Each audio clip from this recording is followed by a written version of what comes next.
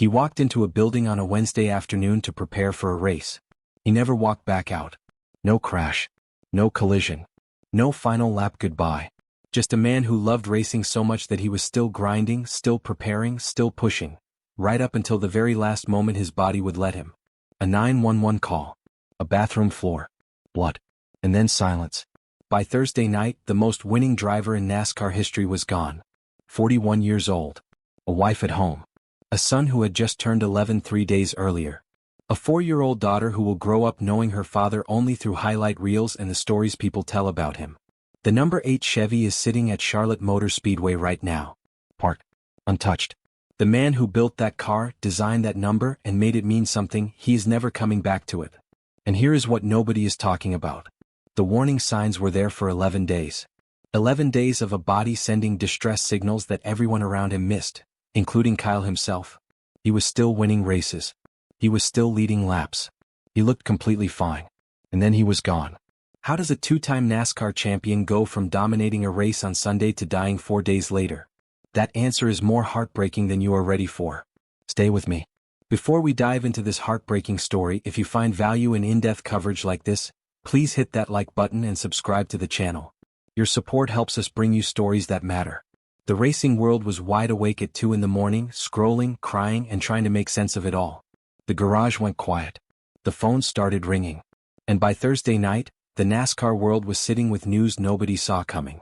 Let's walk through the timeline because it tells a story that is almost impossible to process.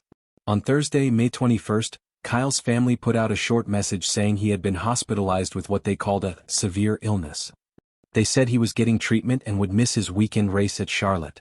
Fans were worried, but most thought he would be fine. Kyle Busch is a fighter. The idea that something could really hurt him felt impossible. Then just a few hours later, the worst news came. NASCAR, the Busch family, and Richard Childress Racing put out a joint statement. They said, "We are devastated to announce the sudden and tragic passing of Kyle Busch." They called him a rare talent, one who comes along once in a generation, and just like that, he was gone. So how did this happen so fast? On Wednesday, May 20th, the day before he died, Kyle was inside a Chevrolet racing simulator at the GM Charlotte Technical Center in Concord, North Carolina. He was not even at a real race. He was just practicing, working on his craft, preparing for the Coca-Cola 600. And while he was in that simulator, he became unresponsive.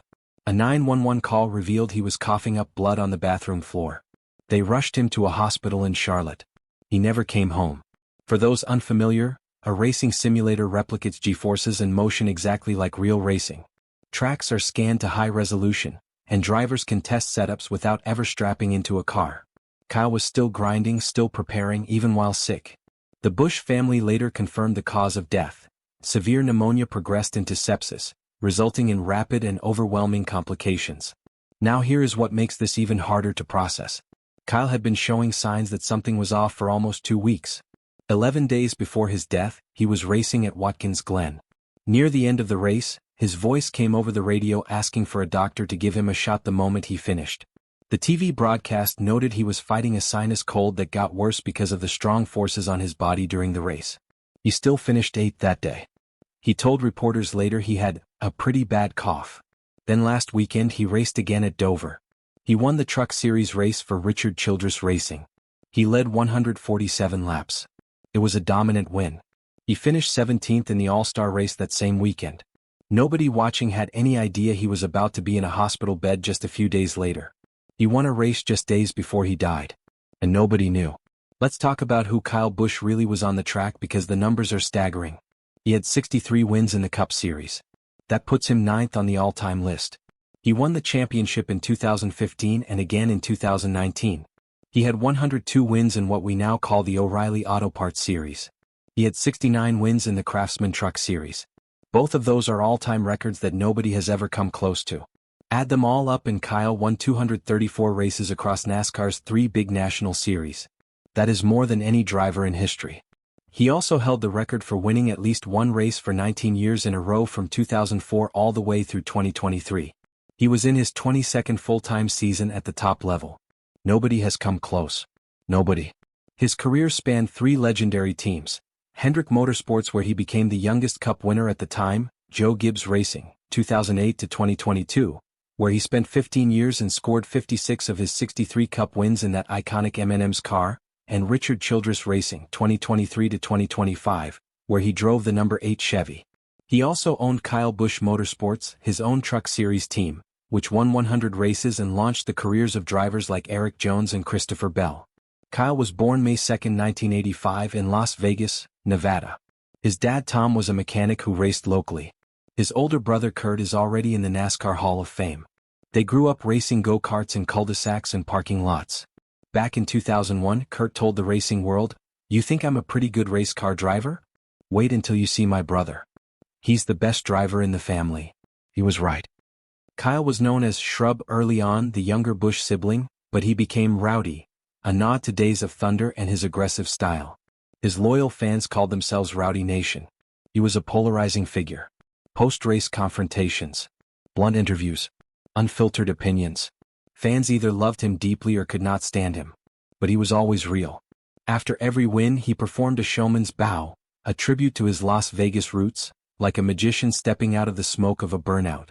Now we come to the part that truly breaks your heart. Kyle leaves behind his wife Samantha and their 2 children, son Brexton and daughter Lennox. Samantha and Kyle married on December 31, 2010, after meeting in 2007 at a promotional event at Indianapolis Motor Speedway. She was a college student at Purdue working for a model agency. He got her number after a pace car ride. Their relationship was not always easy. They publicly shared struggles with infertility, including a miscarriage and multiple failed IVF treatments. Samantha once said, "Kyle was sad but not broken the way I was. I was angry with him for being stoic." They stayed together and built a life. She is now an entrepreneur, lifestyle blogger, IVF advocate, and co-owner of a race team. Brexton Locke Busch, their son, was born May 18, 2015. He turned 11 years old just 3 days before his dad died. He has been racing since age 5 on dirt tracks. In 2024 he won 48 races across multiple disciplines and has a sponsorship deal with ServPro. In March 2025, Kyle and Brexton raced each other for the first time at Millbridge Speedway. Kyle finished 3rd, Brexton finished 6th. Richard Childress Racing has now reserved the number 8 for Brexton when he is ready for NASCAR, saying, "No one can carry it forward to the level that he did." Lennox, their daughter, is just 4 years old. 2 kids growing up without their dad. Kurt Busch, Kyle's older brother, was just inducted into the NASCAR Hall of Fame in January 2025, with Kyle standing right next to him. Now he has to bury his little brother, the same one he bragged about back in 2001. The racing world responded immediately. Denny Hamlin, Kyle's former teammate at Joe Gibbs Racing, wrote, "Absolutely cannot comprehend this news. We just need to think of his family during this time. We love you, KB." Brad Keselowski said, "Absolute shock, very hard to process. Tonight, I feel a little like the coyote with no more roadrunner to chase. His loss is all of our loss, but none more so than his family's." Dale Earnhardt Jr., who had a complicated history with Kyle was once let go from Hendrick Motorsports to make room for Dale Jr., shared that they had patched things up in recent years with Kyle reaching out first. Dale Jr. wrote, "Kyle was one of the greatest drivers in NASCAR history. No one can deny that. But he was also a father, a husband, brother, son, and a friend to many." Richard Childress Racing paid tribute by parking the number 8 indefinitely and reserving it for Brexton. This loss hits NASCAR at a historic level. It has been 25 years since the sport lost an active Cup Series driver. The last was Dale Earnhardt Sr. on the final lap of the 2001 Daytona 500. A whole generation of racing had passed without this kind of loss. Now it has happened again. And just 6 months ago, in December 2024, former driver Greg Biffle died in a plane crash in Statesville, North Carolina, along with his wife, 2 children, and 3 others. 7 lives gone in one moment. The sport was still healing from that. And now this. The Coca-Cola 600 is still happening this Sunday at Charlotte Motor Speedway. Kyle was supposed to be in the number 8 Chevrolet Camaro.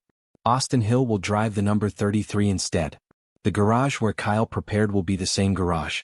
You can bet there will not be a dry eye when those engines fire. We still do not know everything. The family has asked for privacy and confirmed that severe pneumonia progressed into sepsis. More details will come when they are ready. Kyle Busch was loud, talented, stubborn, brilliant.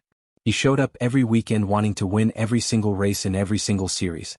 He was a fierce competitor, a real person, a devoted father, a future Hall of Famer with the trophies to prove it. He said it best himself, "You take whatever you can get, man. You never know when the last one is going to be, so cherish them all." Trust me. He trusted us with that truth. Now we carry it for him. If this story moved you, please take a moment to like this video and subscribe to the channel. We are a new channel working hard to reach our goal of 1,000 subscribers, and every single one of you helps us continue telling these important stories. Your support means more than you know. We want to hear from you. What do you think about this devastating situation? What is your opinion on the loss of Kyle Busch and what it means for NASCAR? Share your thoughts in the comments below. We will be reading every single one.